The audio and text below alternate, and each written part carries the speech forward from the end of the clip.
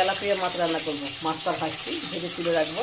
রেখে আলু বেগুন ছাড়া সর্ষে বাটা টমেটো ক্যাপসিকাম দিয়ে এবার মাছটা ভেজে নিই।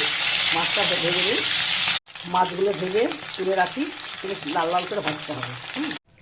5 ফোড়ন দিলাম একটু করে, ক্যাপসিকাম ক্যাপসিকাম পেঁয়াজ একসঙ্গে ভেজে নিলাম। টমেটো দিলাম, নুন দিলাম, 1 চামচ হলুদ দিলাম, এই আদা জিরে বাটা ভালো করে কষতে হবে। আপনি কষতে কষতে আপনি নিজের তেল ছেড়ে থাকবে।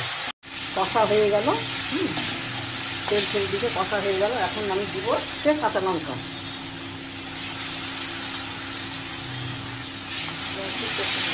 গ্যাসে হালকা করে কষে নেব। এবার আমি জল দিয়ে দেবো।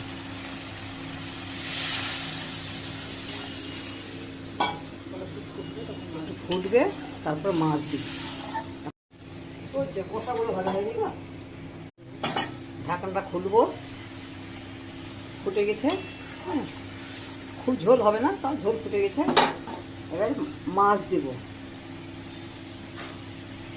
সব ঢেলে দেবো। আচ্ছা, ঢেলে দেবো,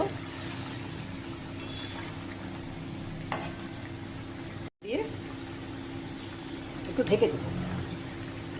একটু ঢেকে দিলাম, ঢাকনা খুলে মাছটা নামিয়ে নেব। তৈরি আমার তেলাপিয়া মাছ। ভালো লাগলে লাইক শেয়ার করুন।